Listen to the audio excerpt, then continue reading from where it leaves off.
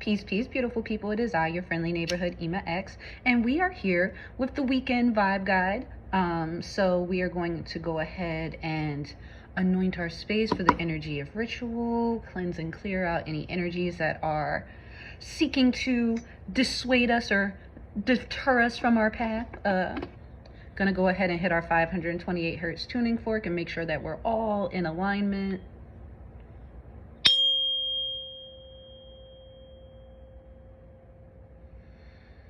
Ooh, that was a good one today. All right, so we're going to be doing the reading a little bit different today just because I like to switch it up. It's a rainy day outside. I really did not feel like getting out of bed because I am menstrual also. I know that might be TMI for some people, but you know, we are community here, and most of my people are feminine, so you guys can appreciate the labor of love that is happening here.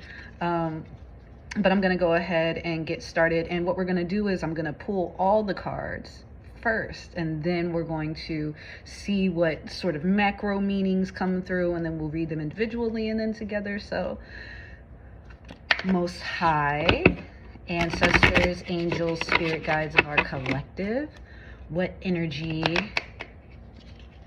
do you have to guide us for the weekend as we go into, you know, this Saturday and this Sunday, and we're preparing for the full moon energies that are coming up next week on the 12th. Okay, so we have Brown Bear Spirit, take time out. Okay. Go ahead and do our Moon Witch Oracle.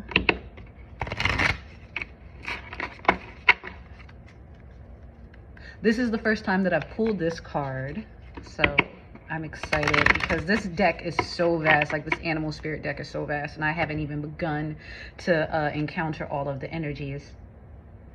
Magic Wand, focus your energy on one thing. Okay. We got a picture starting to form. Rebel deck, for a little irreverence in the midst of our deeply spiritual reading, you know.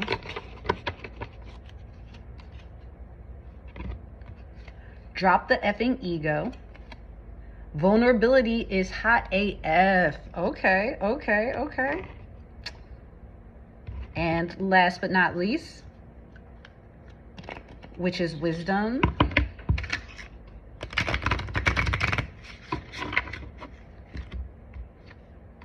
Okay, I grabbed two, so let's say moon and cycles and staff and stability. Okay, so I love this. All right, so first off, first synchronicity that draws my attention is that we have staff and we also have magic wand coming through for this reading, and both of these are things that provide stability and anchoring and channeling. Magic wands allow you to channel, specifically their purpose and function within, you know, lore was for magicians to be able to channel their magic and to be able to, you know, actually utilize it and wield it properly. In Harry Potter land, they don't even do magic without wands. Whereas, you know, some lore, if you get into magicians, but we're not going to go into the various magical spiritual systems on this particular reading, but also, the fact that it says focus your energy on one thing means that over this weekend, we are supposed to take time out to focus our energy on one thing and to be vulnerable with it and understand that we have the support and the stability that we need no matter what cycles appear to be happening and going on around us and surrounding us.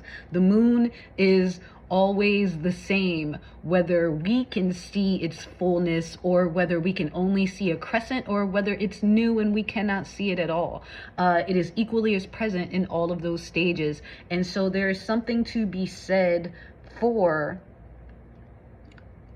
taking the time out to understand those cycles and to work with those rhythms and to understand that everything ebbs and flows, even our energy.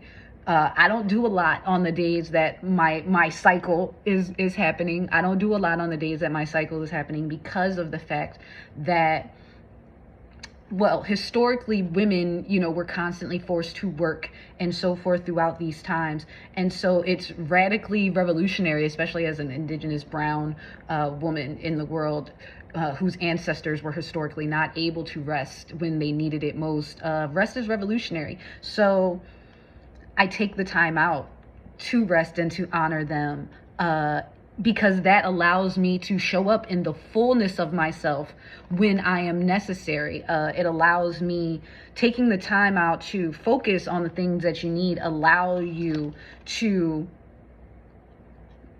allow for all of their stages and all of their cycles. Ego is the thing that says things have to look this way and they have to arrive at this specific period of time. And then if they don't, then, you know, but divine timing says that the cycles are bigger than us, just like the moon does what it does in the sky. No matter what humans have going on or our opinions on it, it's still doing that. That is how divine timing is operating and working constantly. So our ego can be the enemy of our own stability, can be the enemy of our own focus, because going after your dreams or going after anything or literally doing anything in this world requires a certain amount of vulnerability, especially with the times that we live in, when people are so judgmental, people are so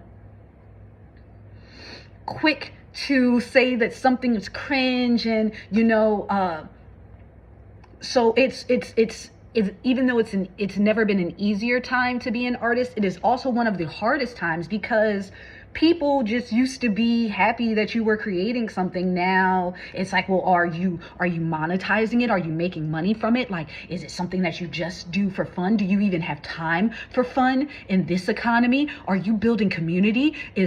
Are you contributing in some way? And everything has to be a certain level of productive, which is why I love this take time out energy, because it speaks to hibernation. It speaks to the seed phase, when things appear to be in darkness, but we know that it is just coming back. The bear goes into hibernation knowing that it's going to wake up in the spring. It's just like, there's too much going on out here right now. I'm gonna take a respite and I'm gonna come back to it. And sometimes that's necessary. Sometimes in order for us to bring the things that we want to fruition, in order for us to get from that new moon stage to that full moon stage, it requires us to go within, to take time out, to fall back and to focus on one thing. And that one thing is going to be different for everybody. Only you know what your one thing is. And when I said the one thing, it probably popped into your head,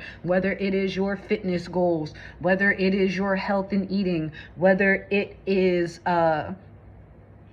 something you are trying to create. Maybe it is a problem within a relationship. Maybe it is a problem within a workplace. Maybe it is not even a problem. Maybe it is something that, is doing well that you want to do better.